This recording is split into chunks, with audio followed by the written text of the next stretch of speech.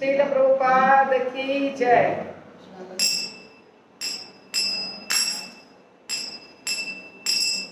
श्री रूपा मंजरी पदा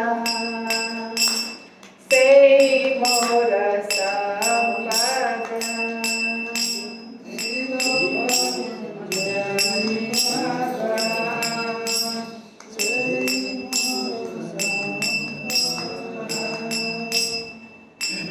श्री रूपा मंजरी पदा से मोर संपदा।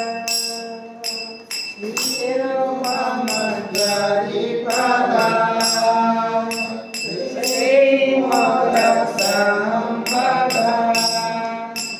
से मोरा भजन पूजना।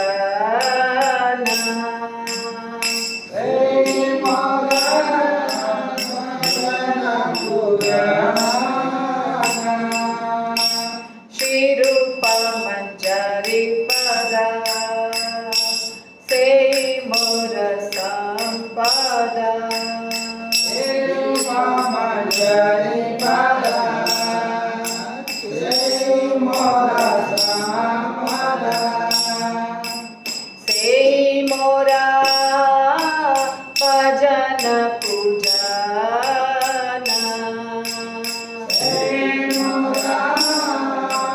भजन पूजना। से मोर प्राण धन से मोर आभरण।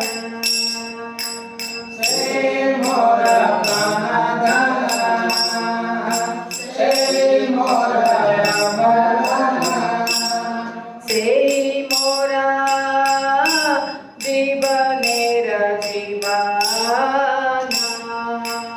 से मोर जीवनेर जीवाना।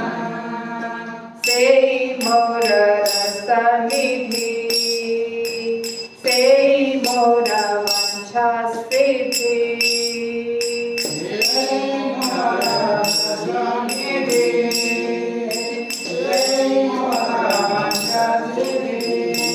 से मोरा वेदेर धरमा। से मोर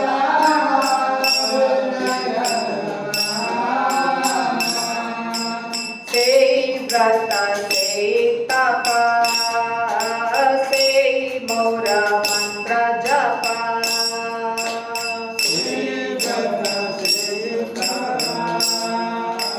से मोर मंत्र जप। से मोरा राम करमा।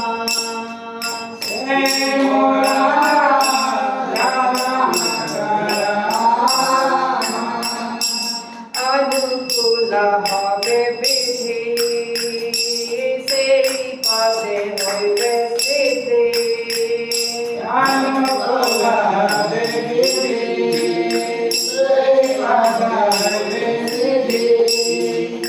निरखिब ए दुई नयने।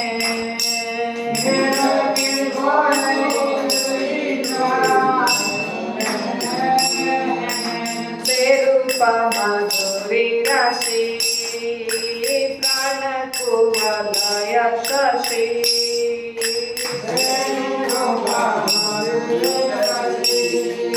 प्राण कुवलय शशि प्रफुल्लिता हवे निशिदिने।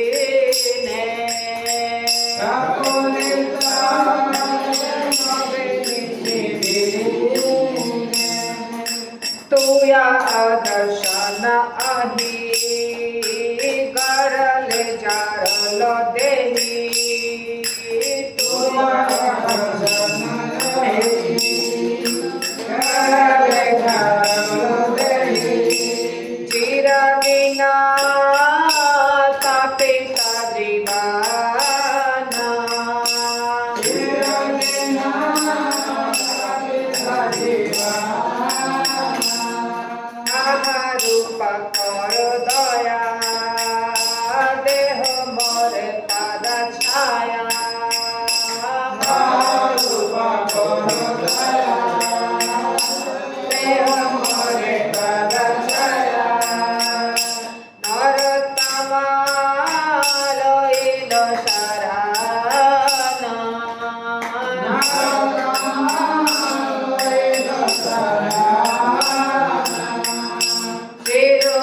मंजरी पदा से मोर संपदा श्री रूप मंजरी पदा से मोर संपदा से मोरा भजन उदाना से मोरा भजन पुराना हरे Krishna Krishna Krishna Hare Hare Hare Ram Ram Ram Hare Hare Hare Krishna, Hare Krishna, Krishna Krishna, Hare Hare, Hare Rama, Hare Rama, Rama Rama, Hare Hare. Hare Krishna, Hare Krishna, Krishna Krishna, Hare Hare, Hare Ram, Hare Rama, Rama Hare Hare. Hare Krishna, Hare Krishna, Krishna Krishna, Hare Hare, Hare Rama, Hare Rama, Rama Rama, Hare Hare. Hare Krishna, Hare Krishna, Krishna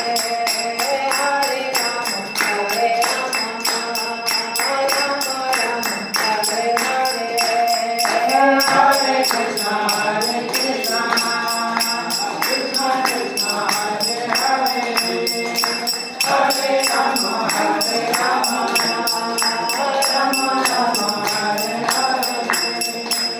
Hare Krishna, Hare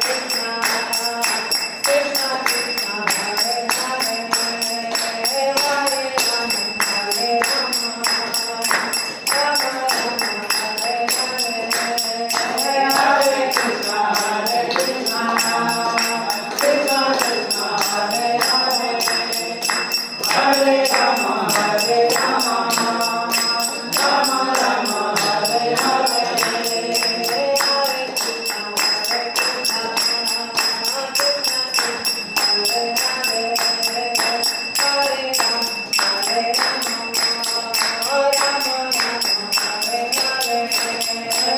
Hare Krishna, Hare Krishna, Krishna Krishna, Hare Hare, Hare Rama, Hare Rama, Rama Rama, Hare Hare.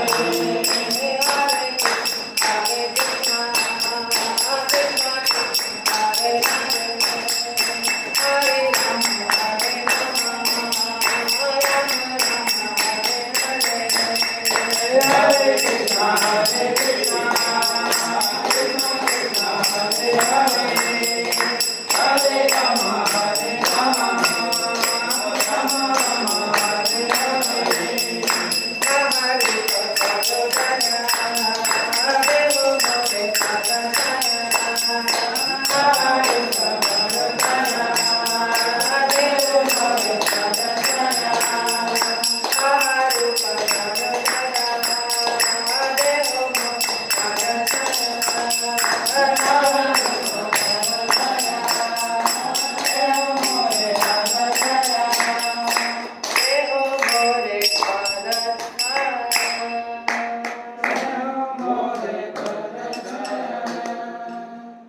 Narottam दास ठाकुर का भजन है ये, बहुत सुंदर प्रार्थना है।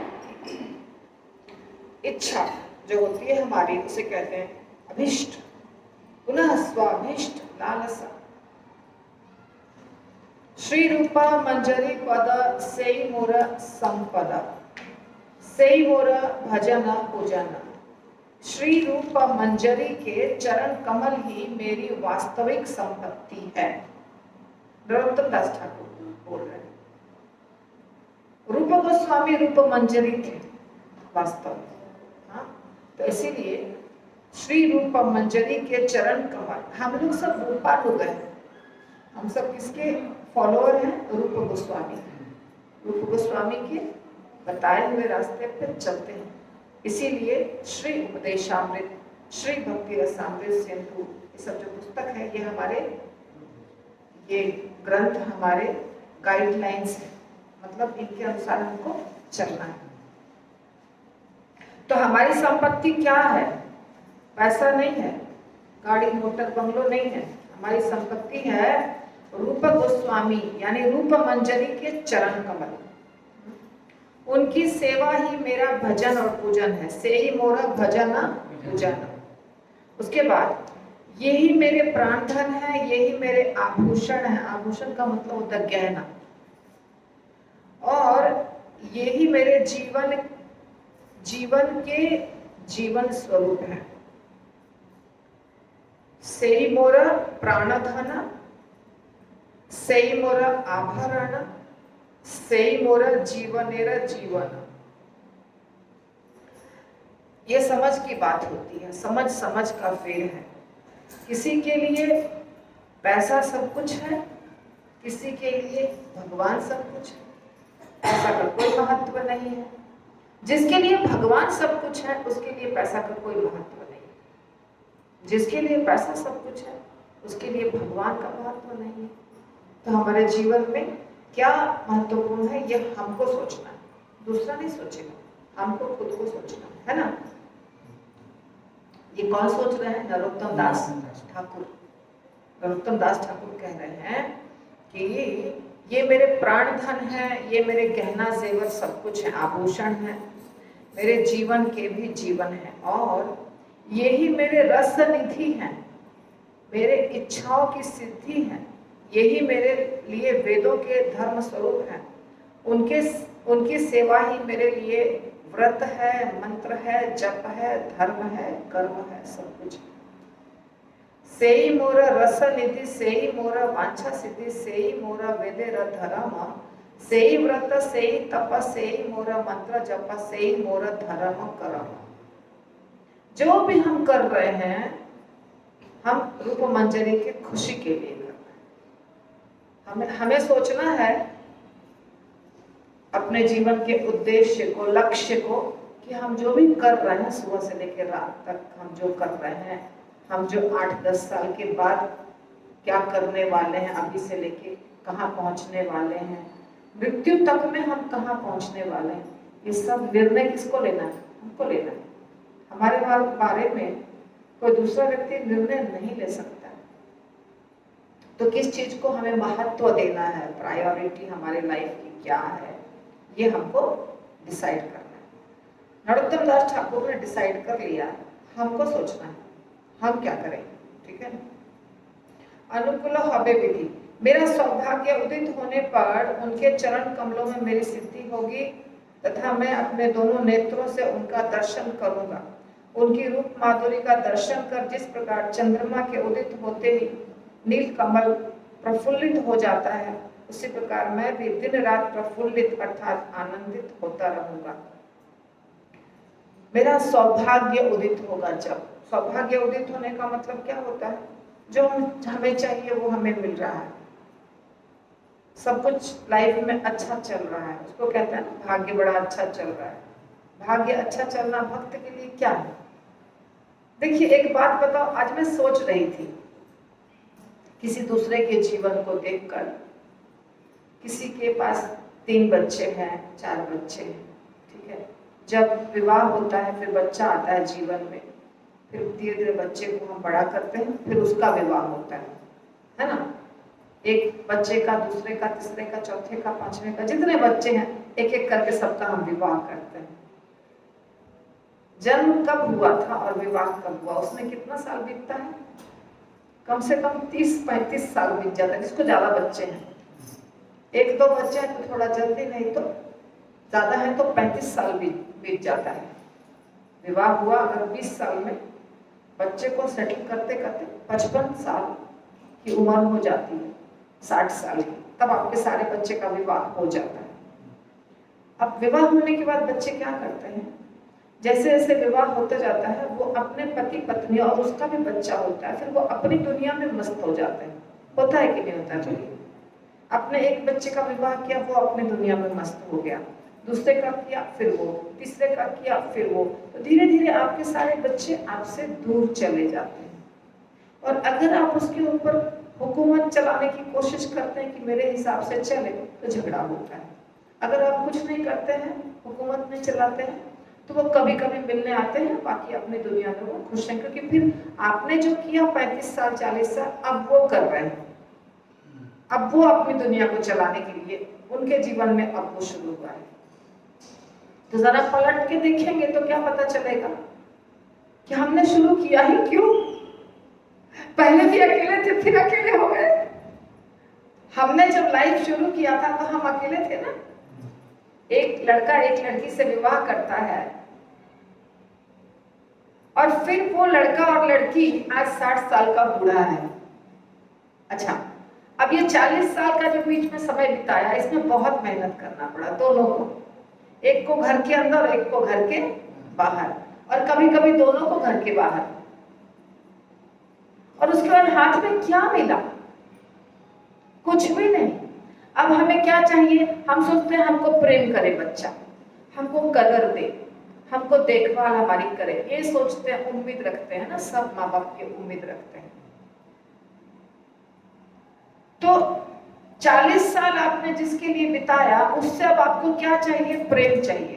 पैसा तो छोड़ दीजिए, पैसा तो बहुत दूर की बात है। आजकल लोग पैसा अपने लिए रख लेते हैं, या तो फिर बच्चे भी पैसा भेज देते हैं, कोई बात नहीं।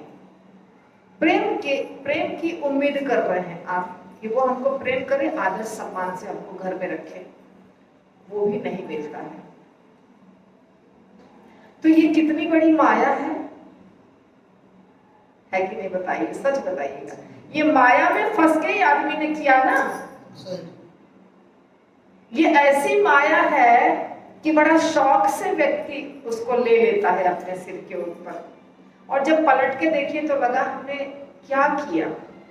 अगर वो 40 साल हम बड़े अच्छे से भजन करने में बिताते तो अभी तक तो बहुत बड़े पारंगत हो जाते, नहीं हो जाते? जो ब्रह्मचर्य आश्रम को स्वीकार करता है, बाद में संन्यास आश्रम को स्वीकार करता है, अगर वो बुद्धिमान है, दिल से स्वीकार किया है उसने, तो बहुत अच्छा। नहीं तो वहां जाके भी कभी कभी फंस जाते हैं व्यक्ति, वापस चले आते हैं, या फिर वहां भी माया है बहुत, वहां भी माया, ऐसा नहीं कि मंदिर में माया नहीं है। तो ये जो माया है ना, इसको ही पहचानना है। इसको यदि पहचान गए तो बच्चों के रहते हुए भी नहीं फंसेंगे, नहीं तो सब फंसते हैं।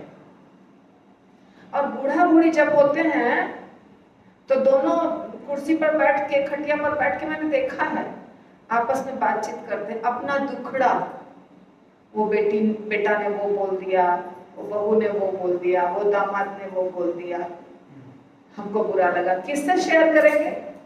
कोई नहीं है। एक दूसरे के साथ बूढ़ा बूढ़ी शेयर करते हैं, और बाद में दोनों में से एक गुजर जाते हैं, एक को अकेले रहना पड़ता है, और उसको फिर उन्हीं बच्चों के सहारे रहना पड़ता है जो प्यार नहीं करते। करने वाले जो करते हैं प्यार ना, वो भी कभी कभी डांट देते हैं, क्योंकि उनको भी भार लगता है, कितना संभाले हम माँ को, बहुत इरिटेट करती है माँ, कितना संभाले पिता को, बहुत बूढ़े हो गए हैं, सारा दिन बड़बड़ करते रहते हैं, कुछ कुछ बोलते रहते हैं, मेरे पास समय नहीं है सुनने का, इनके पास बैठने का कहाँ समय है। ये होता है, ये माया है, इसी को कहते हैं माया। और होशियार आदमी इसमें नहीं फंसता है। अब हम फंसे हुए हैं, क्या उपाय है? वहां रह के भी माया को पहचानो और भगवान से जुड़े रहो। पहचान लो कि हम सच में फंस गए हैं माया में, मगर गृहस्थ आश्रम में रह के भी भजन अगर करते रहेंगे और उससे ज्यादा आकर्षित नहीं होंगे। किससे? वो जंजाल जो पैदा किया हमने, उससे ज्यादा आकर्षित नहीं होंगे तो बच जाएंगे। ये जो भजन है ये क्या बता रहा है? यही तो बता रहा है। सौभाग्य हमारा उदित होगा। हम समझते हैं हमारा सौभाग्य इसी में है कि ज्यादा पैसा हो गया, ज्यादा गाड़ी बंगलो मोटर खरीद दिए, बेटा सब बड़ा बड़ा कुछ बन गया तो हमारा भाग्य उदित हो गया। नहीं, वो भाग्य उदित नहीं होना हुआ। भाग्य उदित होना उसको कहते हैं जब हम भजन में रुचि लेते हैं बहुत ज्यादा और भगवान के नजदीक पहुंचते हैं, वो है भाग्य उदित होना। नहीं तो ये जो माया है ना, ये माया इस समय अच्छी लग रही है, अच्छा लग रहा है चकाचक। कब? 30 साल के उम्र का जब मनुष्य होता है, प्रभु जी जेंट्स 30 साल के से लेकर 45 साल तक उसको कुछ भी दिखाई नहीं देता है। उसको सिर्फ अहंकार रहता है कि मैं बहुत बलशाली हूँ, मेरे पास बहुत धन है, मेरे पास बहुत बुद्धि है, मैं दुनिया को खरीद सकता हूँ। उसके बाद घटना शुरू होता है, 45 के बाद घटना शुरू होता है और 50 से 60 के बीच में धीरे धीरे धीरे धीरे वो शांत होने लग जाता है कि नहीं, मेरे से ज्यादा बलशाली लोग हैं दुनिया में। पर 30 से 45 के आदमी को कुछ बोल के तो देखिए, वो काटने दौड़ेगा आपको, क्योंकि अभी नशा पूरा चढ़ा हुआ है, गर्मी पूरी चढ़ी हुई है, पूरा माया में फंसा हुआ है वो व्यक्ति। क्यों? बच्चे अभी कंट्रोल के अंदर हैं, शरीर में ताकत भी है और पैसा भी है, सब कुछ है, चलता है। ये है माया देवी का बहुत बड़ा खेल, बहुत बड़ा खेल है माया देवी का। इस दुनिया को जो कंट्रोल करेंगे वो माया देवी का बहुत आवश्यक है। इसीलिए बार बार बार बार शास्त्र बताता है कि क्या करना है, तृणादपि होकर के गुरु के पास जाना है, गुरु से प्रश्न पूछना है और भगवान की भक्ति कैसे करें वो जान करके भगवान के शरण में जाना है।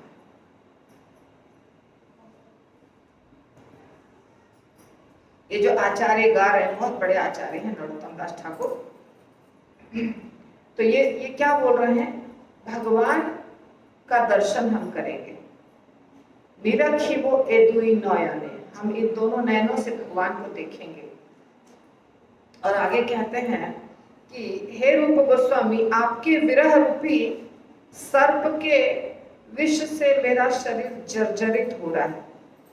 रूप गोस्वामी नहीं है, रूप गोस्वामी लीला समाप्त करके चले गए हैं, उसके बाद नरोत्तम दास ठाकुर ये गा रहे हैं, जिससे मेरे प्राण चिरकाल से व्याकुल हो रहे हैं। अतः आप मुझे कृपा करके अपने चरणों की छाया में रखिए, मैं आपके शरण में आता हूँ।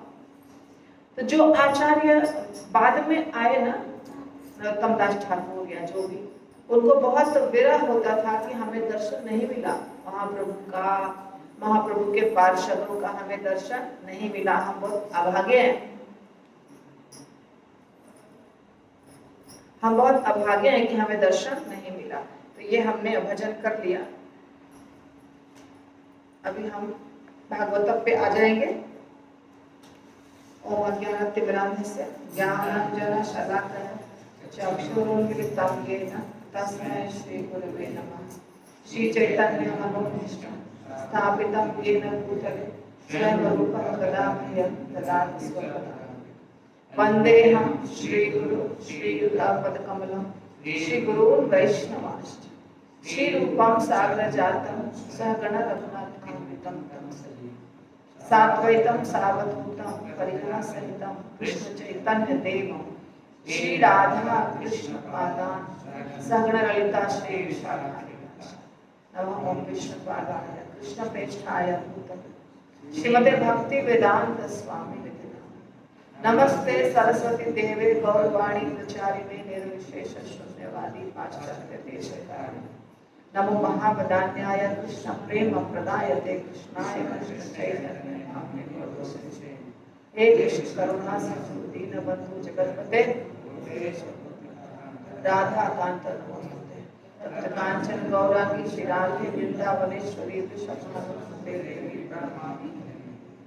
वाञ्छाकल्पतरुभ्यश्च कृपासिन्धुभ्येव च पतितानां पावनेभ्यो वैष्णवेभ्यो। जय श्री कृष्ण चैतन्य प्रभु नित्यानंद श्री शिवासादि गौर। हरे कृष्णा हरे कृष्णा हरे राम राम राम हरे हरे। 5वां अध्याय चल रहा है, कैंटो है 3rd, मैत्रेय और विदुर जी का संवाद। जैसा कि मैंने आप लोग को बहुत बार बताया है कि आपको जो बीच के जो गैप्स दिखते हैं वो लेक्चर कहाँ है, YouTube पे। तो आप कृपा करके YouTube को देखिए। जैसे यहाँ पे जहाँ खत्म हुआ, जिस भी श्लोक पे खत्म होगा, उसके बाद बीच में 1 या 2 क्लास जब मैं घर पे रहती हूँ तो YouTube पे अपलोड कर देती हूँ, तो आप उसको देख लीजिएगा, तो आपको छूटेगा नहीं कुछ भी। और अगर आपको लगता है कि सिर्फ यही सुनना है तो भी कोई बात नहीं, जैसा ठीक लगे, यहाँ भी तो चलेगा ही। तो 14 नंबर श्लोक तक हो गया था। मैत्रेय जी और उद्धव जी का संवाद हुआ था पिछले चैप्टर में। उद्धव जी मैत्रेय मुनि से कह रहे थे कि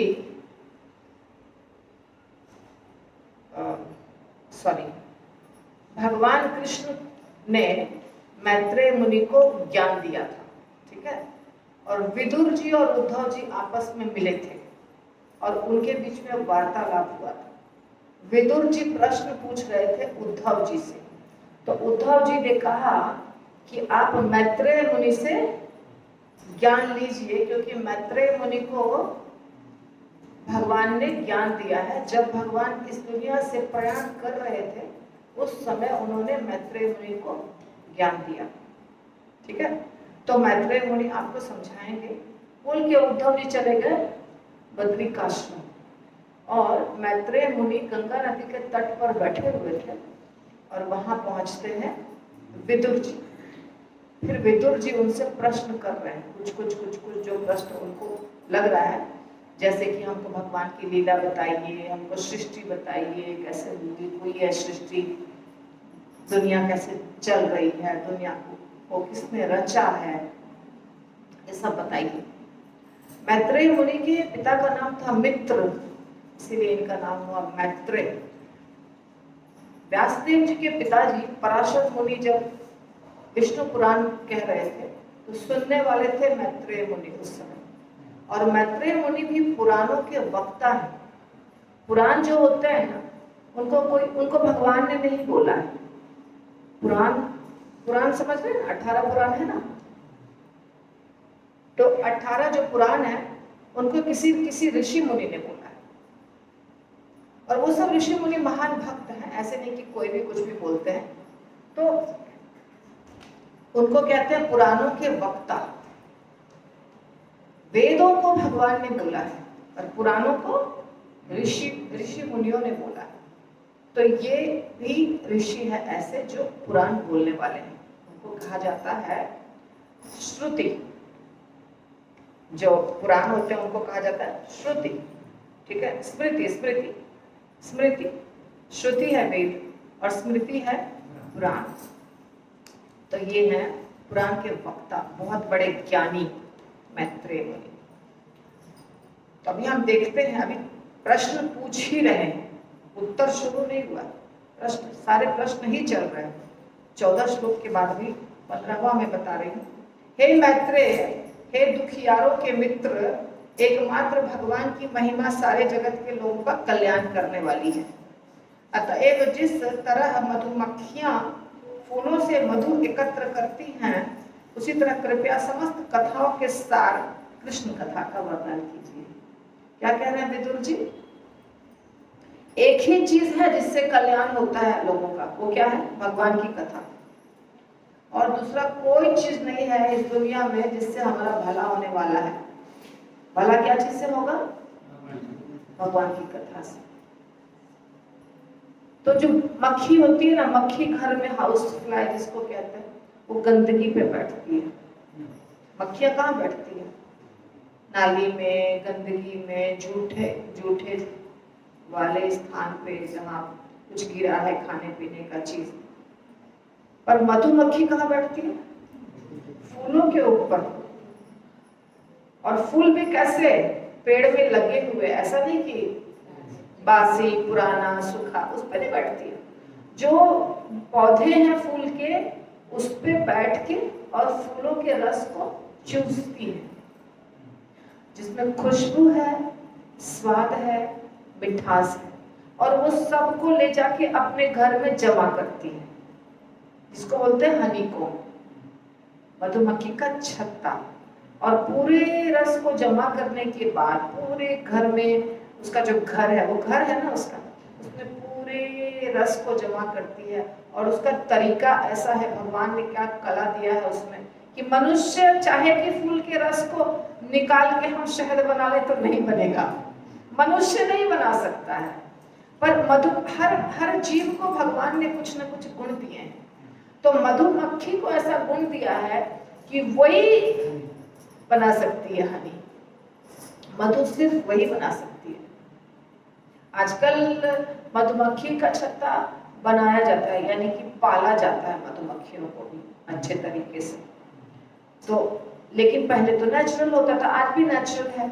तो मधुमक्खी जो होती है वो गंदगी पे नहीं बैठती है।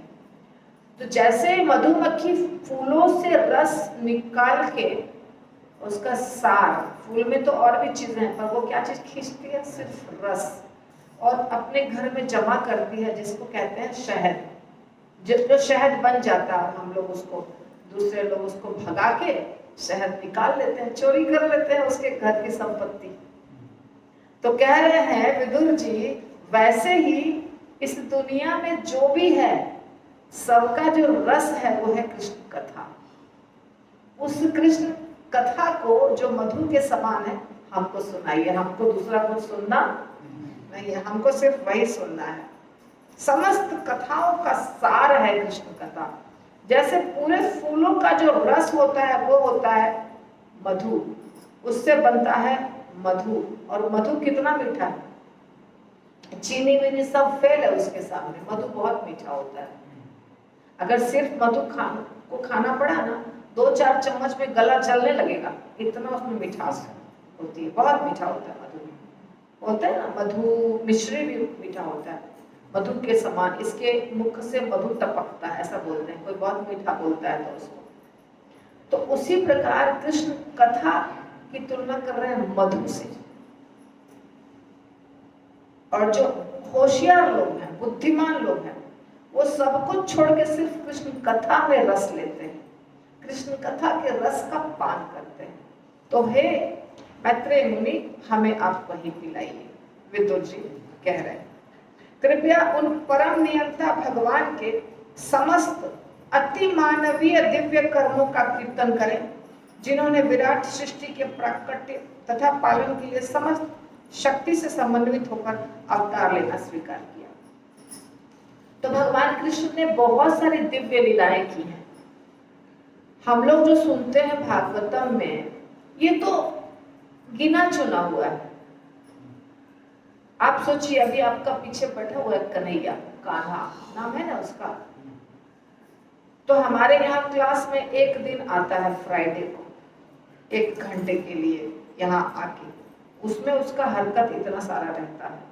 तो जहाँ वो 24 घंटे रहता है, 365 दिन, उसकी हरकत को गिन सकता है कोई? किताब पे लिख सकते हैं, पेपर पे, नोटबुक पे लिख पाइएगा? नहीं लिख पाइएगा, क्योंकि वो कितनी है गिनती नहीं कर सकते हैं। कैसे बोलता है, कैसे चलता है, क्या कौन सी खिलौने से खेलता है, किसको क्या पटक दिया, क्या खा लिया, क्या तोड़ दिया। तो एक बच्चा के कार्य को लिखना पॉसिबल नहीं है। तो भगवान 125 साल इस धराधाम पर रहे, तो 125 साल में सिर्फ इतनी ही लीला की जो दिखाई दे रहा है भागवतम में? बताइए, इतनी ही लीला होगी? नहीं,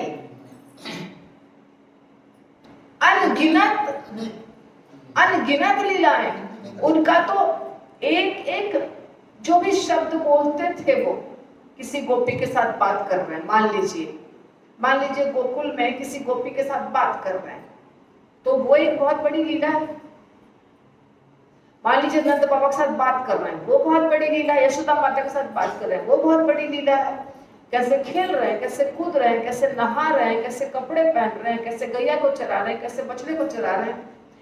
उनके पास जो 9 लाख गाय थी, वो हर 9 लाख गाय के साथ उनकी कितनी लीलाएं हुई होंगी। बात समझ रहे हैं? उन लीलाओं को किसी पुस्तक में अंकित करना संभव नहीं है। हाँ, उसमें से गिन चुन के थोड़े से लीला को बता दिया है, बस यही बात हुई है। तो अति मानवीय लीलाएं भगवान ने की, जो कोई मनुष्य नहीं कर सकता है, ऐसी लीला भगवान ने की है। तो कह रहे हैं कि आप कृपा करके उन लीलाओं का वर्णन कीजिए। तो इतना थोड़ा सा वर्णन हुआ है यहाँ पे, जो सुखदेव गोस्वामी ने बताया है। और साथ साथ में भगवान विष्णु जो अलग अलग रूपों से सृष्टि करते हैं, पालन करते हैं या संहार करते हैं, अलग अलग रूपों से, यानी कि ब्रह्मा, शिव, भगवान विष्णु, ये सब भी आप हमको बताइए। अब सुखदेव गोस्वामी कहते हैं, विदुर का अत्यधिक सम्मान करने के बाद विदुर के अनुरोध पर समस्त लोगों के महानतम कल्याण हेतु मैत्रेय मुनि, महर्षि मैत्रेय बोले। अभी तक मैत्रेय मुनि बोलना शुरू नहीं किए थे, अभी मैत्रेय मुनि बोलना शुरू कर रहे हैं। मैत्रेय ने कहा, हे विदुर, तुम्हारी जय हो। तुमने मुझसे सबसे अच्छी बात पूछी है। इस तरह तुमने संसार पर तथा मुझ पर अपनी कृपा प्रदर्शित की है, क्योंकि तुम्हारा मन सदैव ब्रह्म के विचारों में लीन रहता है। मैत्रेय जी जानते थे विदुर जी के बारे में कि वो, उनका विचार कैसा रहता है, ब्रह्म में लीन रहता है। देखिए, एक भक्त को, यदि वो भक्त है, सबसे बड़ी बात, दुनिया के सारे भक्त जो हैं वो तो बहुत महान है। जैसे मैं हूँ छोटी सी भक्त, जिसको कहते हैं लोग, भक्ति करने की कोशिश हम कर रहे हैं प्रभुपाद की कृपा से। तो हमसे जब कोई क्वेश्चन पूछता है तो बहुत मजा आता है कि अब हमें कुछ बोलने का मौका मिला। हम अभी शादी के प्रोग्राम में गए थे, विवाह में, तो वो तो पूरा भौतिक प्रोग्राम था, आध्यात्मिक तो था नहीं। पर वहां पे बलिनाम प्रभु ने मेरे से प्रश्न पूछा। मैंने बोला, जल्दी जल्दी कैमरा लाओ, वीडियो बनाओ, क्योंकि यहाँ पे कुछ भगवान की बात तो चल रही है अभी थोड़ी सी, चलो 2 मिनट ही सही। तो मैंने शूट किया, बहुत आवाजें थी, इसलिए उस आवाज को दबा करके वापस मुझे उसके ऊपर आवाज डालनी पड़ी। तो उन्होंने पूछा, विवाह करते क्यों है माता जी, ये बताइए। बहुत अच्छी बात है, दिमाग में ये प्रश्न उठ रहा है किसी के, बहुत अच्छी बात है। फिर मैंने उसका उत्तर दिया। तो भगवान के भक्त को आनंद आता है जब उसे मौका मिलता है भगवान के बारे में बोलने का, क्योंकि उसका पसंदीदा सब्जेक्ट है ना ये। जिसको जो पसंद आता है वही चर्चा करना अच्छा लगता है ना। यदि किसी को खाना बनाना आता है तो उससे खाना बनाने के बारे में बोलेंगे तो बता देगा, ऐसे सब्जी में मिर्च डालो, मसाला डालो, नमक डालो, ये डालो, वो डालो, क्योंकि उसको वो आता है। इसी प्रकार भक्त को मौका मिलना चाहिए। जैसे मौका मिला कि बोलना शुरू, तो मैत्रेय मुनि जी जो थे वो तो चाह रहे थे कि मैं बोलूं, तो खुश हो गए और बोले, बहुत अच्छा प्रश्न किया तुमने। हे विदुर, यह तनिक भी आश्चर्यप्रद नहीं है कि तुमने अनन्य भाव से भगवान को इस तरह स्वीकार कर लिया, क्योंकि तुम व्यासदेव के वीर्य से उत्पन्न हो।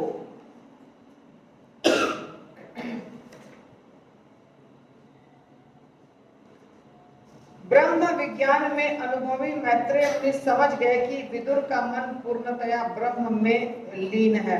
प्रभुपाद ने इसका बड़ा प्रकोट नहीं बोला है, इसीलिए मैं भी कुछ नहीं बोली इसके बारे में। तो ब्रह्म में लीन का मतलब यहाँ पे हम समझ लेंगे कि भगवान में लीन है। विदुर जी के बारे में कह रहे हैं मैत्रेय मुनि कि तुम्हारा अच्छा हुआ कि तुम भगवान को अनन्य भाव से स्वीकार कर लिए। तुम भगवान के प्रेमी हो गए, भक्त हो गए, बहुत अच्छा हुआ। क्यों हो गए तुम भगवान के प्रेमी और भक्त, क्यों हो गए? क्योंकि तुम व्यासदेव जी के पुत्र हो, है ना। विदुर जी किनके पुत्र हैं? व्यासदेव जी के पुत्र हैं। तो व्यासदेव जी के पुत्र हो तो व्यासदेव जी तो रचयिता हैं, इतने सारे शास्त्रों के भक्त हैं, तो तुम भी तो भक्त ही बनोगे, भक्त ही होगे, तुम्हारे अंदर भी तो भगवान की भक्ति और प्रेम आएगी ही। तो ये बहुत अच्छा किया तुमने जो बोला। मैं जानता हूँ कि तुम मांडव्य मुनि के शाप के कारण विदुर बने हो, और इसके पूर्व तुम मृत्यु के बाद जीवों के महान नियंत्रक राजा यमराज थे। तुम सत्यवती के पुत्र व्यासदेव द्वारा उसके भाई को की रखैल पत्नी से उत्पन्न हुए हो। तो विदुर जी यमराज थे, विदुर जी यमराज थे, और वो एक लीला है जो क्या हुआ था, देखिए आप, ये लीला कहीं और है, यहाँ पे शॉर्ट में लिख दिया है प्रभुपाद ने कि ये लीला हो गया 1.13.1 में भागवतम में हो चुका है। पूर्व जन्म में विदुर जी यमराज थे, हाँ, और एक बार क्या हो गया था, लीला हुई थी ऐसी कि मुनि, एक ऋषि थे, मांडव्य मुनि थे, और मांडव्य मुनि बचपन में उन्होंने कुछ खेल की थी, कुछ खेल खेल रहे थे। विदुर जी, मांडव्य मुनि की लीला हुई थी। मांडव्य मुनि के आश्रम में राजा वगैरह आए थे, राजा आए थे, राजा के सैनिक आए थे, और सबका मलमूत्र निकास होना बंद हो गया था। कोई कुछ, हाँ, तो कीड़ा था एक छेद में, तो उसको मार दिया था, ऐसा कुछ लीला हुई थी। और जब मृत्यु के बाद यमराज जी के पास पहुंचा तो यमराज जी ने उसे सजा दे दी। तो वहां पे ऋषि ने उनको श्राप दे दिया कि तुम सच्चाई को जाने बिना सजा कैसे दे सकते हो। इसीलिए वो क्या बन गए, यमराज क्रोधित होकर के मांडव्य मुनि को शूद्र बनने का श्राप दे दिया। तो इसलिए वो क्या बन गए, यमराज ने विचित्र वीर्य की रखैल पत्नी के गर्भ से विचित्र वीर्य के भाई व्यासदेव के वीर्य से जन्म लिया। तो ये सब महाभारत की बहुत लंबी चौड़ी कथा है, जो मुझे ज्यादा ज्ञान नहीं है महाभारत का, तो याद यहाँ पे बहुत शॉर्ट में है, और जिसको इच्छा होगी वो देख सकते हैं, भागवतम में इसका वर्णन है, पहले कैंटो में ही वर्णन हो चुका है। तो हमको सिर्फ इतना याद है, रखना है यहाँ पे कि ये पहले यमराज थे, विदुर जी यमराज विदुर जी बन गए। यमराज को श्राप मिला और यमराज क्या बन गए, विदुर जी। इसीलिए विदुर जी को बहुत धर्म का ज्ञान है, क्योंकि यमराज को तो ज्ञान है ना, तभी तो ये सजा देना, पुरस्कार देना, ये सब जो यमराज जी करते हैं, हमारे कर्मों का लेखा जोखा, क्योंकि उनको बहुत ज्ञान है। इसलिए विदुर जी भी यहाँ पे आप देखते हैं महाभारत में सत्य बोलते हैं, वो जो सच है उसका पक्ष लेते हैं, जो गलत है उसको गलत बोलते हैं। ऐसा विदुर जी का रोल है महाभारत में। तो मैत्रेय मुनि को ज्ञान है, इसलिए मैत्रेय मुनि बोले कि मैं तुमको पहचानता हूँ, तुम कौन हो। आप भगवान के नित्य संगियों में से एक हैं, जिनके लिए भगवान अपने धाम वापस जाते समय मेरे पास उपदेश छोड़ गए। तो भगवान कृष्ण ने विदुर जी को बताने के लिए ही मैत्रेय मुनि को ज्ञान दिया था, क्योंकि मैत्रेय मुनि से विदुर जी प्रश्न पूछेंगे ऐसा पता था भगवान को। तो उन्होंने कहा था कि जब विदुर पूछने आएगा तो ये सब बता के रख रहा हूं तुमको, तुम बता देना। अतएव मैं आपको उन लीलाओं का वर्णन करूंगा जिनके द्वारा भगवान विराट जगत के क्रमबद्ध सृजन, पालन तथा संहार के लिए अपनी दिव्य शक्ति का विस्तार करते हैं। तो जैसे कि भागवतम है पहला से लेकर के 12 स्कंद तक, तो भगवान कृष्ण की लीला 10वें स्कंद में आती है। शुरू से लेकर के अगर आप पढ़ेंगे, शुरू में लगता है आप तुमको अरे लीला तो हो नहीं रही है, क्या हो रहा है, ये सब बहुत डिफिकल्ट हो रहा है। पर अगर भगवान के प्रति श्रद्धा और प्रेम उत्पन्न करना है तो पहले भगवान के कार्यों को समझना होगा। भगवान के शक्ति को समझना होगा, उसके बाद आप भगवान को थोड़ा बहुत समझ पाएंगे। नहीं तो ऐसे कोई व्यक्ति है तो उसके बारे में कुछ भी पता नहीं है आपको। एक व्यक्ति गाड़ी से उतरा, आप उसके बारे में कुछ भी नहीं जानते हैं मान लीजिए, तो आप उसके साथ बदतमीजी कर सकते हैं, उसका इंसल्ट कर सकते हैं, उसको कुछ भी बोल सकते हैं, क्योंकि आपको ज्ञान ही नहीं है वो है कौन। लेकिन उनके उतरने के पहले यदि आपको बाइक लेके बता दिया लोगों ने, ये तो इन्होंने इतने बड़े बड़े कार्य किए हैं, इनके पास इतना धन है, इतना ऐश्वर्य है, इनके पिता का नाम ये है, इनके कार्यों की सूची इतनी बड़ी है, तो आपको सम्मान होगा। आप क्या करेंगे? आप उस व्यक्ति के साथ बात करेंगे तो सोच समझ के, उनके बारे में बोलेंगे तो सोच समझ के। इसी प्रकार भगवान के बारे में पहले जानना पड़ता है, भगवान की शक्ति को जानना पड़ता है, भगवान के कार्य को, ऐश्वर्य को, लीलाओं को। जब इन चीजों को जान जाएंगे पूरी तरह से, तब समझ में आएगा भगवान ने 16,108 विवाह क्यों किया, भगवान ने गोवर्धन कैसे उठा लिया, क्योंकि भगवान है, वो कुछ भी कर सकते हैं। और जिनको श्रद्धा नहीं है, ज्ञान नहीं है भगवान के बारे में, सीधे 10वें स्कंद को पढ़ते हैं, वो उठ पटांग बोलते हैं। जो पाप भी है, अपराध भी है, उससे हमारा नुकसान भी होगा। इसीलिए इन चीजों को जानना जरूरी है। अभी क्या बताने वाले हैं मैत्रेय मुनि? पहले सृष्टि। अब सृष्टि सुनना बहुत मुश्किल लगता है, कितना डिफिकल्ट है। डिफिकल्ट है तो है, जानना तो पड़ेगा। सच बात है कि नहीं बताओ? सृष्टि, पालन, संहार, ये सब मैत्रेय मुनि बताने वाले हैं।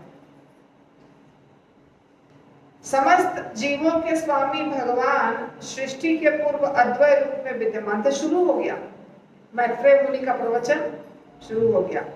समस्त जीवों के स्वामी भगवान सृष्टि के पूर्व अद्वय रूप में विद्यमान थे। केवल उनकी इच्छा से ही यह सृष्टि संभव होती है और सारी वस्तुएं पुनः उनमें लीन होती है। इस परमात्मा को विभिन्न नामों से उपलक्षित किया जाता है। ये जो दिख रहा है, सबसे पहली बात मैंने बहुत बार बताया है वर्णन करके, ये ब्रह्मांड के बारे में या वैकुंठ के बारे में या गोलोक धाम के बारे में, परंतु फिर भी ये जो पिक्चर है ये क्लियर नहीं है भक्तों के दिमाग में। बहुत बार बताने के बाद भी मुझे लगता है 1-2%, 5% भक्त होंगे जिनको थोड़ा समझ में आ जाता, तो लोगों को समझ में नहीं आया है कोई चीज, इसीलिए बार बार बताना पड़ता है। तो ये जो जगत है, भौतिक या आध्यात्मिक दोनों जगत, ये कुछ भी नहीं था पहले, कुछ भी नहीं था। मान लीजिए यहाँ से शुरू हो रहा है, शुरुआत से बता रही हूँ, जो यहाँ बोल रहे हैं मैत्रेय मुनि, केवल भगवान थे। केवल कौन थे? कृष्ण। और केवल कृष्ण थे, वैकुंठ लोक भी नहीं थे, ब्रह्मांड भी नहीं थे, पृथ्वी भी नहीं, कुछ भी नहीं। और भगवान ने सृष्टि की और बाद में सारी सृष्टि भगवान में चली जाएगी अंदर। अब बात समझ में आ रही है थोड़ी? अगर हम एक पुत्र को जन्म देते हैं तो बाद में पुत्र हमारे अंदर नहीं चला जाता है, जाता है क्या? पर भगवान अगर जन्म देते हैं बहुत सारी चीजों को, और भगवान की इच्छा होती है अब समाप्त कर लेना है, तो सबको समाप्त कर लेते हैं सब। जैसे मकड़ा होता है ना, मकड़ा के बारे में एक सच्चाई है कि मकड़ा जाला बुनता है और फिर पूरा जाला को खा लेता है वापस। पता है आप लोगों को? नहीं पता है ना? ये सच है। मकड़ा जाला बुनता है और फिर समेट लेता है, फिर पूरा जाला खा लेता है। ये बताया गया है भागवतम में कि भगवान भी उसी प्रकार सृष्टि करते हैं और बाद में क्या करते हैं? पूरा समाप्त कर देते हैं। हम नहीं देखते हैं, हमें लगता है कि नहीं खा रहा है, क्योंकि गंदगी उसके अंदर चली जाती है या बहुत दिनों से हो जाता है वैसा, तो फिर मकड़ा चला जाता है कहीं और छोड़ के। मकड़े में भी बहुत वैरायटी होती है। तो लेकिन ये चीज अगर भागवतम में बताया गया है तो सत्य है ना। प्रैक्टिकली हमने भले नहीं देखा हो कि भगवान के बारे में बताया गया है कि आप मकड़े की तरह सृष्टि करते हैं और बाद में जैसे मकड़ा समाप्त कर लेता है सबको, अपनी बनाए हुए जाल को समेट लेता है, वैसे आप भी पूरी सृष्टि को समेट लेते हैं। ऐसा भगवान के बारे में बताया गया।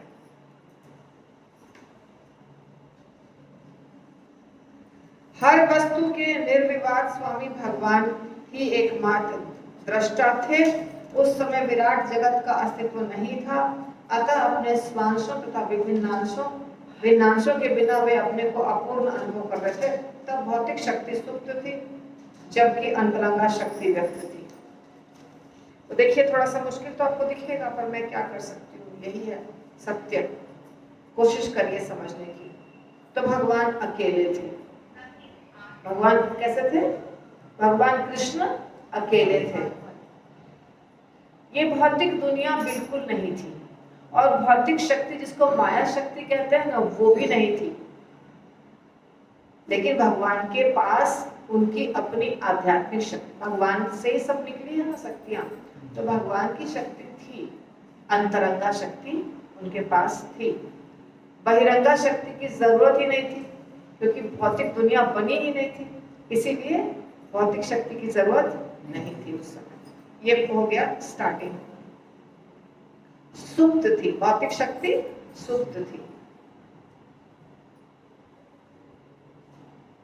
मैं आपको अंदर का एक्सप्लेन नहीं कर रही हूं, नहीं तो आप पूरा कंफ्यूज हो जाएंगे। भगवान दृष्टा है और बहिरंगा शक्ति जो दृष्टिगोचर है, विराट जगत में कार्य तथा कारण दोनों रूप में कार्य करती है। हे महाभाग विदुर, यह बहिरंगा शक्ति माया कहलाती है, और केवल इसी के माध्यम से संपूर्ण भौतिक जगत संभव होता है। तो मैंने आपको पहले ही कह दिया कि माया शक्ति नहीं थी, क्योंकि भौतिक जगत नहीं था। भौतिक जगत तब तक जरूरत नहीं पड़ी थी भगवान को भौतिक जगत बनाने की। भौतिक जगत एक जेल के समान है। तो जब पुणे शहर बनेगा और पुणे शहर में कुछ बदमाश पैदा होंगे, तब जेल बनेगा ना। पर समझ में आई बात? तो भगवान अकेले हैं, तो जेल बनाने की जरूरत नहीं है। जब जरूरत पड़ेगी तो भगवान बना लेंगे। तो अभी भगवान के पास पूरा ऐश्वर्य है, पर भगवान अभी सोच रहे हैं कि मुझे क्या करना है। सोच रहे हैं, कुछ बनाया नहीं है। अपने स्वांश दिव्य पुरुष अवतार के रूप में परम पुरुष प्रकृति के 3 गुणों में बीज संस्थापित करता है, और इस तरह नित्य काल के प्रभाव से सारे जीव प्रकट होते हैं। अब ये बहुत शॉर्ट में बता दिया। मैंने तो बहुत सारे वीडियो बनाए हैं और बहुत सारे क्लासेस में भी मैंने आपको बताया, लेकिन फिर भी आपको वापस बता रही हूँ। कोई है यहाँ भक्त जिसने मेरा वीडियो देखा है जो मैं एक्सप्लेन की हूँ भगवान के एक्सपेंशन को, विस्तार को? कोई भक्त यहाँ देखे है वीडियो? आपने देखा है? जो नोटबुक पर पेपर लेके एक्सप्लेन किया है पेन से, वो वाला देखा है? नहीं देखा है? तो देखना पड़ेगा। अगर आपको मालूम करना है कि भगवान कैसे विस्तारित होते हैं, तो आप प्लीज मेरा वीडियो देखा कीजिए। मैंने पूरा एक्सप्लेन किया है कि भगवान कृष्ण से कितने प्रकार के अवतार होते हैं और कैसे कैसे अवतार निकलते हैं। तो अभी मैं वो सब बताऊंगी तो फालतू का डबल समय बर्बाद होगा, तो आप उसको देख लीजिए, ठीक है? और दूसरा वीडियो चल रहा है जिसमें गोलोक धाम, राधा कृष्ण गोलोक धाम, वो देख रहे हैं? उसमें भी आपको समझ में आएगा, उससे भी समझ में आएगा आपको, बहुत कुछ समझ में। उसको देखते रहेंगे तो भी समझ में आ जाएगा। और जो पेपर और पेन पे कर रही हूँ ना, 3-4 वीडियो बन चुके हैं वैसे, तो उसको आप जरूर देखिए। अगर आपको नोट्स बनाना आता है या पसंद है तो बना सकते हैं। तो भगवान कृष्ण से ही सारे अवतार प्रकट होते हैं। पहले बलराम जी, और बलराम जी के बाद विभिन्न प्रकार के विष्णु, ब्रह्मा, विष्णु, शिव। फिर विष्णु में जो 3 प्रकार हैं वो सब प्रकट होते हैं। कारणोदक्षाई, गर्भोदक्षाई, शिरोदक्षाई, वो सब प्रकट होते हैं। तो ये लिस्ट देखेंगे तो बहुत आसान हो जाएगा। तो यहाँ पे क्या बताया गया है कि भगवान से, यहाँ सीधे बता दिया कि भगवान अपने स्वांश दिव्य रूप, दिव्य पुरुष अवतार के रूप में परम पुरुष प्रकृति के 3 गुणों में बीज संस्थापित करता है ना। कितना शॉर्ट में बता दिया, समझना मुश्किल है ना। आज मैंने एक वीडियो डाला है और एक कल डाल दूंगी, तो उसमें यही टॉपिक चल रहा है कि महाविष्णु जो कारण सागर में लेटे रहते हैं, जो भगवान के पहला भगवान का विस्तार बलराम जी हैं, और बलराम जी से चतुर्व्यूह उत्पन्न होता है। तो बलराम जी से उसमें चतुर्व्यूह में जो संकर्षण है, वासुदेव, संकर्षण, प्रद्युम्न और अनिरुद्ध चतुर्व्यूह है ना, उसमें जो संकर्षण है वो महासंकर्षण बलराम जी से पैदा होते हैं। ठीक है। और फिर महासंकर्षण से आगे चतुर्व्यूह जो बनता है, वो चतुर्व्यूह में फिर संकर्षण जो होते हैं उससे फिर आगे विस्तार होता है। अगर इतना नहीं भी समझ में आता है तो इतना समझिए कि बलराम जी से फिर विस्तार होता है अलग अलग। तो कैसा विस्तार होता है, जैसे एक है मनवंतर अवतार, तो 14 प्रकार के मनु होंगे। एक हो गए लीला अवतार, जैसे पुरुषावतार अलग हो गए, लीला अवतार अलग हो गए। लीला अवतार में रामचंद्र जी आ गए, नरसिंह भगवान आ गए, वराह आ गए, कुर्म आ गए, वामन आ गए, ये सब आ गए। और पुरुषावतार में कौन आ गए? 3 पुरुष, प्रथम, द्वितीय और तृतीय, कारणोदक्षाई, गर्भोदक्षाई, शिरोदक्षाई, वो विष्णु आ गए। इसके बाद आपको गुणावतार हो गए, जिसमें ब्रह्मा, विष्णु और शिव जी, ब्रह्मा, विष्णु, महेश, ये गुणावतार में आ गए। हाँ, तो ये अलग अलग अवतार हैं और सबकी सेवा अलग अलग है। ठीक है। शक्त्यावेश अवतार है, जिसमें व्यासदेव जी हैं, नारद मुनि हैं, 4 कुमार हैं, पृथु महाराज हैं, ये सब शक्त्यावेश अवतार में आ गए।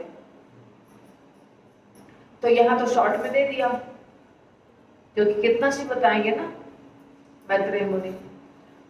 तो यहाँ क्या बता रहे हैं कि जो महाविष्णु होते हैं या कारणोदक्षाई विष्णु, वो दृष्टिपात करते हैं, देखते हैं किसके ऊपर? माया देवी के ऊपर।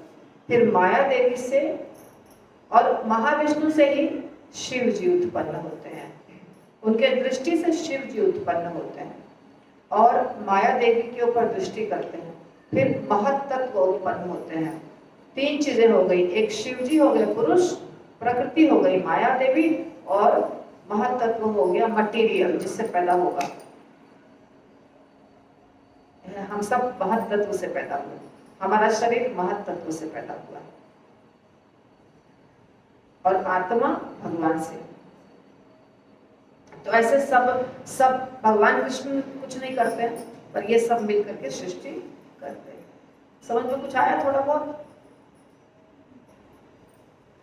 तो आप अगर वीडियोस नहीं देखेंगे, केवल कथा सुनेंगे तो समझ में नहीं आएगा। अगर आपको ये सब समझना है तो आपको वीडियो देखना पड़ेगा।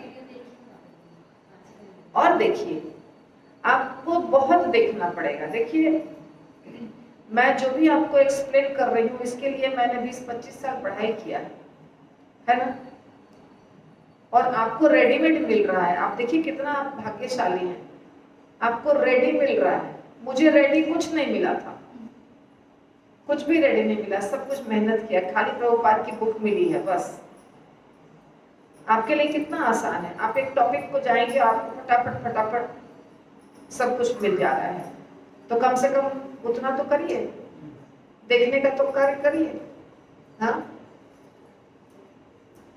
कि नहीं?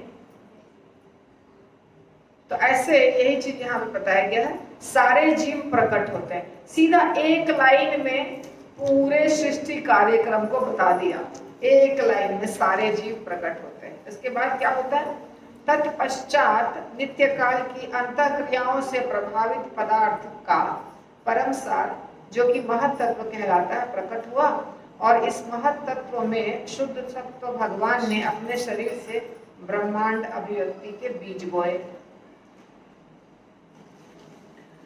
तो महत तत्व मैंने आपको बोला, महत तत्व क्या होता है, आत्मा को छोड़ के बाकी जो चीजें हैं ना, 24 तत्व, दुनिया में जितनी चीजें हैं उन सारे चीजों को 24 भागों में बांटा गया है।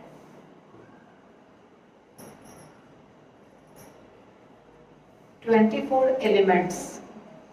ये कपिल मुनि जो सांख्य योग का ज्ञान दिए हैं हम लोगों को, उन्होंने बताया है।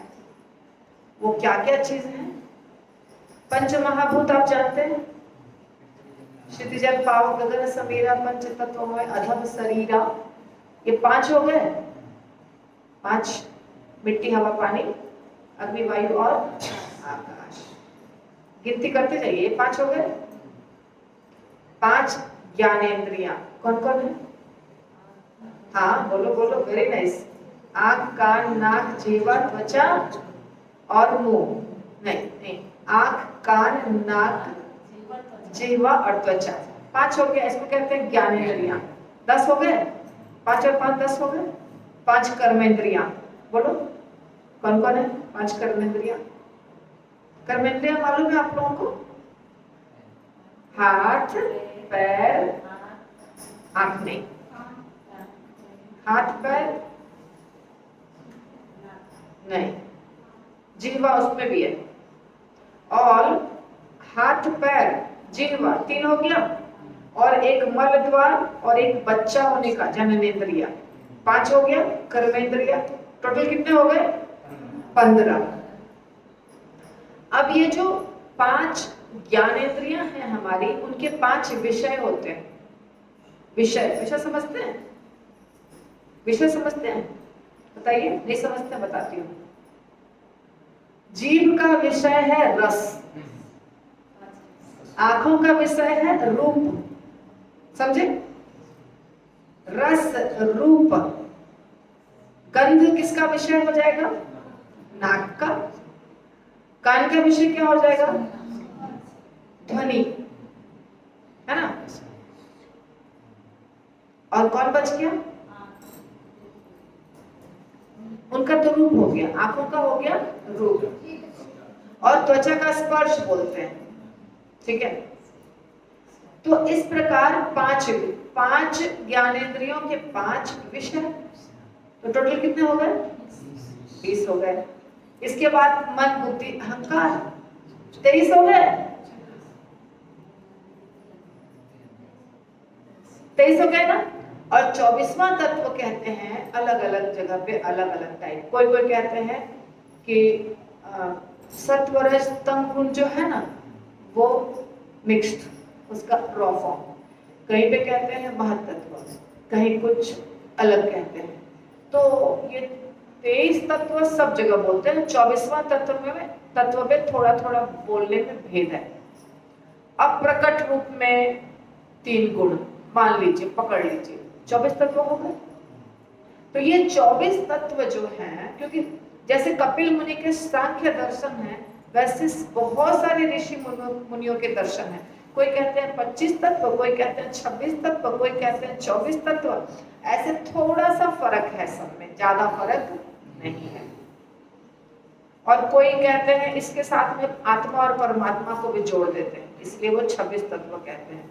तो जब ये जो दुनिया है, इसका रिसर्च करते हैं, इसको ढूंढते हैं, इसीलिए उसको कहते हैं दर्शन शास्त्र। दर्शन शास्त्र क्यों कहते हैं, क्योंकि खोज करते हैं, ये इसमें कितना तत्व है, इसमें कितना तत्व है, इसमें कितना तत्व है, समूचा दुनिया में क्या चीज है, दुनिया ऐसे क्यों है, वैसे क्यों है। तो ये सब दार्शनिक लोग ढूंढते हैं और उसके बाद लिस्ट बनाते हैं, ये टोटल दुनिया में इतनी चीजें हैं, इतनी चीजों को पढ़ना लिखना है, इतनी चीजों को समझना है, तो हम दुनिया को समझ जाएंगे। तो ये है कुल मिलाकर के 24 ही होते हैं। एक दो आगे पीछे दार्शनिक के हिसाब से या सोच के हिसाब से एक दो आगे पीछे होते हैं, मगर 23 जो बताया वो सब में है। तो ये जो चीजें हैं ये तो महत्त्व से प्रकट हो जाएगा, लेकिन जो हम लोग हैं यानी कि आत्मा, वो तो ये 24 तत्वों में नहीं है। आत्मा है उस 24 तत्वों में। आत्मा तो एक जीव है, एक जिंदा चीज है। ये जो 24 तत्व बताया मैंने, ये क्या था? स्थूल तत्व, सिर्फ मन बुद्धि अहंकार सूक्ष्म, लेकिन फिर भी ये सब जड़ है। ये क्या है? सब भौतिक और जड़। भौतिक है, जड़ तत्व है। एकमात्र आत्मा है जो आध्यात्मिक है। तो वो आत्मा बीज के रूप में भगवान उसमें डालते हैं। अगर आत्मा नहीं हो तो कोई भी एक्टिविटीज होगी इस दुनिया में क्या? ये जो इतनी बड़ी मंजिल 50 मंजिल की बिल्डिंग खड़ी हो जाती है, ये 50 मंजिल की बिल्डिंग कौन खड़ा करता है? आत्मा, है ना? आप मिठाई के दुकान में जाते हैं रात को सारे जो शेल्फ है वो खाली दिख रहा है, खत्म हो गया। सुबह फिर से इतनी मिठाई चली आती है। कौन कार्य कर रहा है उसके पीछे? आत्मा ना। आत्मा के बिना कुछ भी नहीं, हिल डुल भी नहीं सकता है दुनिया का कोई चीज। अभी यहाँ पहाड़ था, ये जो रोड है मेरे घर के सामने, ये क्या था? पहाड़ था ना। अभी क्या हो गया? गड्ढा। जो इतना ऊंचा पहाड़ था अब इतना गहरा गड्ढा हो गया। किसने किया ये काम? आत्मा ने किया। पत्थर अपने आप गड्ढा नहीं बन जाएगा। ये जो पत्थर है ये भौतिक तत्व है, पर वो अपने आप घट करके जमीन के अंदर नहीं घुस जाएगा। उसके लिए एक आत्मा होती है जो अपना दिमाग चलाती है, और फिर तोड़ा ताड़ी होता है और वो बदल जाता है, उसका रंग रूप बदल जाता है। तो रंग रूप बदलने वाला आत्मा होता है। वो बीज के रूप में भगवान डालते हैं, तब जाके इतने सारे जीव पैदा होते हैं। सही है कि नहीं? किसी माता के गर्भ से एक बार में 2 बच्चा होता है, कभी कभी 4 भी होता है, कभी कभी 3 भी होता है, और ज्यादातर 1 बच्चा होता है। अगर भगवान उसके अंदर 4 आत्मा डालेंगे तभी 4 बच्चा पैदा होगा। सही है कि नहीं? नहीं तो 1 डालेंगे तो 1 पैदा होगा, 2 डालेंगे तो 2 पैदा होगा, क्योंकि माता उतना ही खा रही है। माता जो है वो वही खा रही है, रोटी सब्जी चावल दाल जो हमेशा खाती थी, दूध दही, पर उसी खाने से वहां 4 शरीर पैदा हो गया। और नहीं तो 1 शरीर पैदा हुआ, नहीं तो 2 शरीर पैदा हुआ। तो अंतर क्या था? वहां 4 जीव है, चारों को शरीर बनाना है। तो जितना खाया 4 रोटी सबको एक। छोटे छोटे बच्चे होते हैं, जिसके 4 बच्चे होते हैं उसका साइज बहुत छोटा होता है, और 1 बच्चा होता है उसका साइज अच्छा होता है, मोटा तगड़ा। तो ये जो संख्या अलग अलग हो जाती है, शरीर अलग अलग हो जाता है, क्योंकि उसमें आत्मा ज्यादा है। 1 से ज्यादा आत्मा भगवान ने उसके अंदर दे दिया है, इसीलिए ज्यादा बच्चे पैदा हो गए। तो ये जो तत्व है, आत्मा जो है, ये भगवान बीज के रूप में डालते हैं, इसीलिए सारे जीव पैदा होते हैं। ये सब जो जीव दिख रहा है आपको, पशु पक्षी पेड़ पौधे मनुष्य, ये सब आत्मा ही है। बात समझ में आई अभी आपको? थोड़ी बात समझ में आई? यहाँ तो इतना सारा मिट्टी है, हवा है, पानी है, बहुत सारा मिट्टी हवा पानी है ना सब जगह। तो अपने आप जीव पैदा होता रहता है क्या? बोलिए। एक मनुष्य अपने आप मिट्टी से पैदा हो गया, आ गया, प्रकट हो गया, ऐसा होता है क्या? या अपने आप मिट्टी से गुलाब का फूल खिल गया, ऐसा होता है कि नहीं? जब एक आत्मा, एक माता और पिता दोनों के मिलन से एक आत्मा आता है, उसको शरीर मिलता है, वो शरीर बड़ा होता है, चाहे वो पेड़ का शरीर हो, चाहे जानवर का शरीर हो, चाहे मनुष्य का शरीर हो, वो बड़ा होता है, फिर वो कुछ पैदा करता है। ठीक है? नहीं तो हर जगह पानी, हवा, मिट्टी है, कहाँ कोई पेड़ हो रहा है या कहाँ कोई मनुष्य हो रहा है? अपने आप हो रहा है कोई चीज? समझिए बात को। अपने आप निर्जीव पदार्थ से सजीव नहीं बनते हैं, सजीव बनने के पीछे आत्मा का होना आवश्यक है, और वो है बीज। वो बीज भगवान डालते हैं, इसलिए बोलते हैं भगवान अहम बीज प्रदः पिता, भगवत गीता भगवान बोलते हैं मैं बीज देने वाला पिता हूँ। तो फिर संतान पूरे दुनिया में जीव भर जाते हैं। बाद में ब्रह्मा जी सृष्टि करेंगे, शिव जी, दुर्गा माता, ये अलग बात है, पर बीज के बिना नहीं कोई कर सकता है कुछ भी। अगर भगवान बीज नहीं दे, और यहाँ कितने पति पत्नी हैं जिनको बच्चे नहीं हो रहे हैं? क्यों नहीं हो रहे बच्चे? बोलो। भगवान बीज देंगे तभी तो बच्चे होंगे, नहीं तो नहीं होंगे बच्चे। इलाज कराते रहो जाके डॉक्टर के पास। जब तक भगवान के घर से आपके दोनों के जीवन में अगर कोई जीवात्मा को आना है, भगवान की कृपा है तो हो जाएंगे। ऐसा भी हुआ है, मैंने कथा में सुना है, ऐसा भी हुआ है कि एक पति पत्नी जिनको कुछ 1 या 2 बच्चे थे और ऑपरेशन करा दिया था, माता ने पूरा बच्चादानी काट के निकाल दिया था, उसको बच्चा हो गया। विश्वास होता है क्या? पर हुआ है। भगवान की कृपा होगी। गुरु से मांग लिया, माता ने कहा गुरु को, बच्चे को, कि तुम गुरु महाराज से जाके बोलो हमको भाई दीजिए। गुरु महाराज ने आशीर्वाद दे दिया। अब इसका तो ऑपरेशन हो गया, बच्चादानी तो निकाल दिया, तो भाई होगा कैसे? गुरु महाराज ने आशीर्वाद दे दिया, हो गया भाई, बिना बच्चादानी के। इसी दुनिया की बात है, अभी की बात। तो कुछ भी संभव है। हाँ, कुछ भी संभव है। भगवान की इच्छा होगी तो कुछ भी संभव है, और भगवान की इच्छा नहीं होगी तो कुछ भी संभव नहीं है। तो भगवान, अभी हमने क्या देखा? भगवान बीज देने वाले पिता है। तो अब यहीं पे रोकेंगे क्या आज हम लोग? किसी का कोई प्रश्न है? बोलिए माता जी।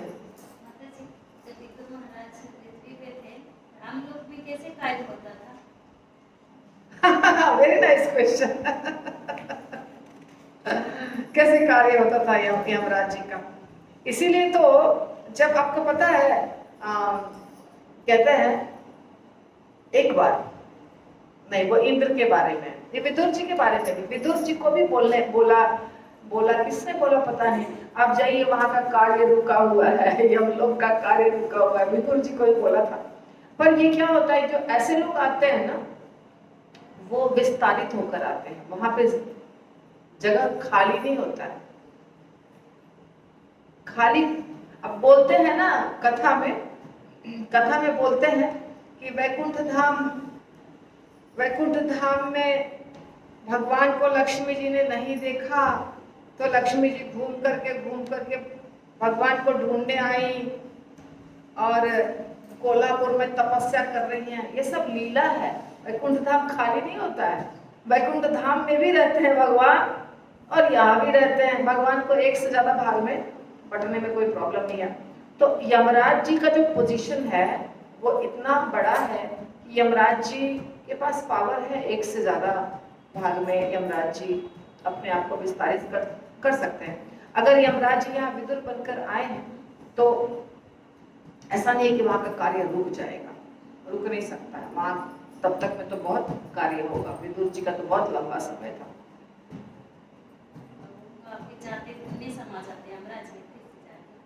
जब उनका समय पूरा हो जाता है हाँ बस, हाँ फिर से जाएंगे, हो गया, ऐसा होता है।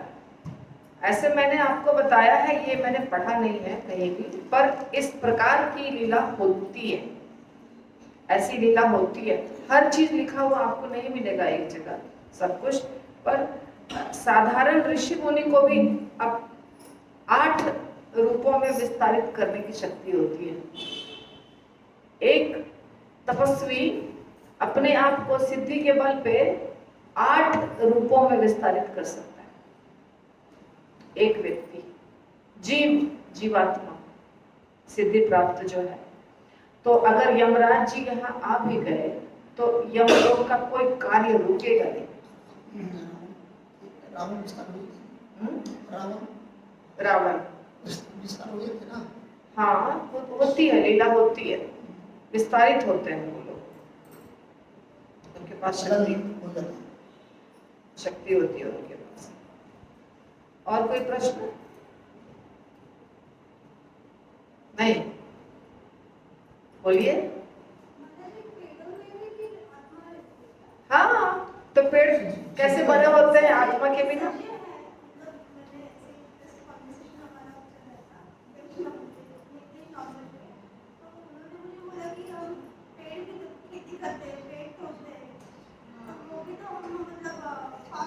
हाँ हाँ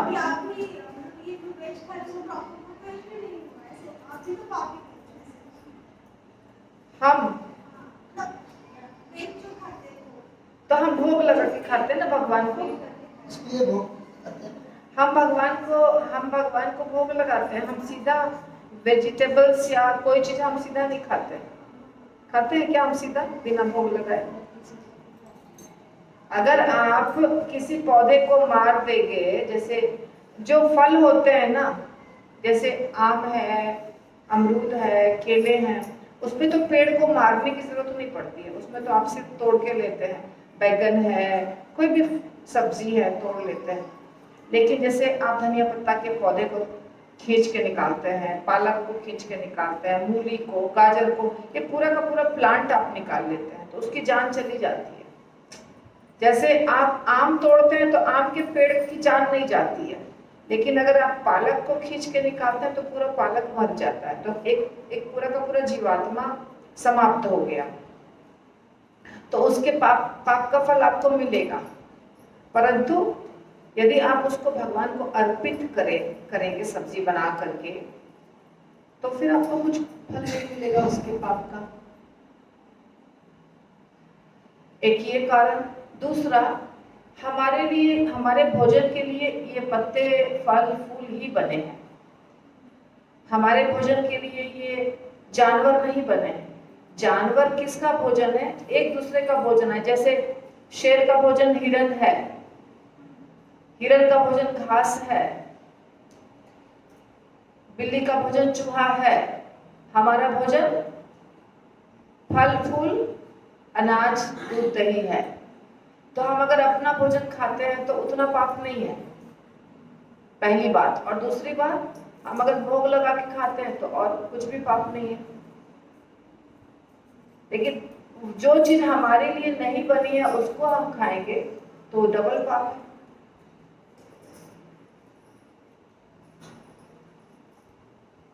हो गया प्रश्न? Srila Prabhupada. Really you have प्रश्न? हाँ बोलो बोलो बोलो।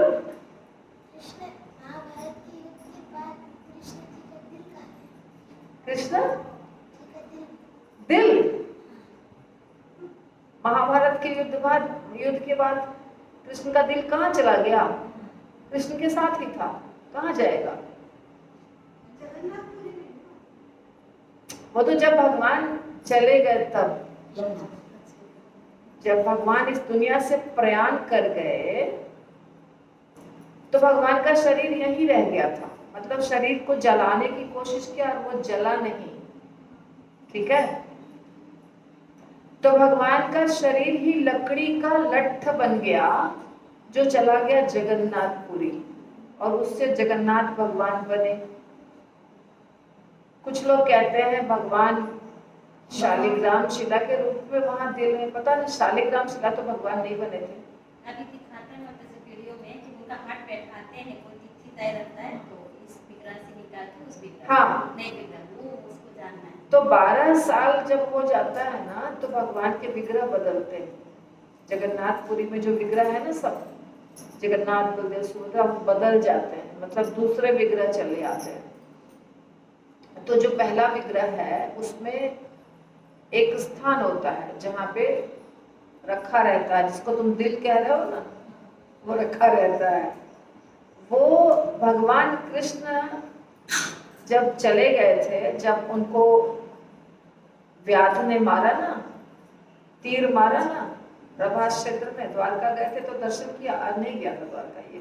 छोटे भी लिए आए थे हाँ, तो द्वारका में प्रभास क्षेत्र एक स्थान है जहाँ पे उनको तीर लगा था, एक शिकारी ने तीर मारा था, ठीक है। तो भगवान ने नाटक किया था मरने का, सब नाटक करते हैं भगवान।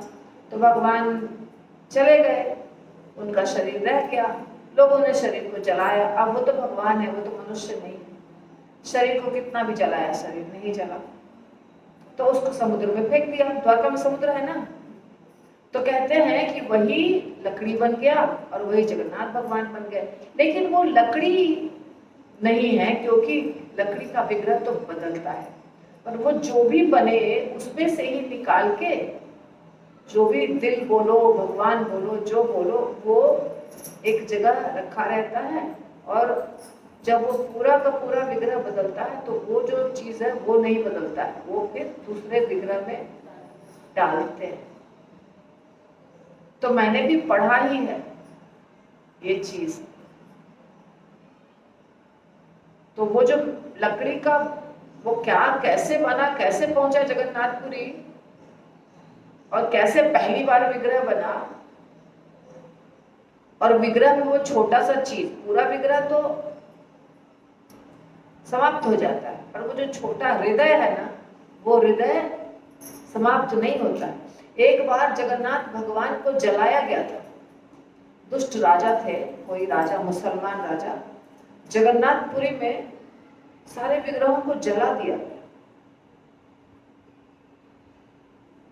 उस समय वो दिल नहीं जला था भगवान का, जिसको दिल बोल रहे हो ना, वो रह गया था। बाद में पुजारियों ने जो भी किया, बहुत पहले की बात है ये, कितनी बार ये हो चुका है ना, विग्रह तो बहुत बार बदल चुके हैं। एक बार हमारे सामने भी अभी बदला ना, थोड़े साल पहले हम लोग गए थे। 16 वो मिट्टी में दबा देते हैं वहीं, वहां पे एक स्थान, इसको कहते हैं कोयला वैकुंठ। कोयला वैकुंठ में उसके नीचे भगवान के विग्रह को दबा देते हैं, पुराना विग्रह को। अब उसके फिर 12 साल के बाद नया विग्रह जो अभी बना है वो, उसका चांस आएगा, तब तक वो समाप्त हो जाता है। कुछ समझ में आया? Very good. तो मैं इसको वापस एक बार ये कथा को आप अच्छे से बताऊंगी, क्योंकि ये जगन्नाथ भगवान के कथा में नहीं है, ये कहीं और से निकालना पड़ेगा मुझे। श्रील प्रभुपाद की जय। और वक्त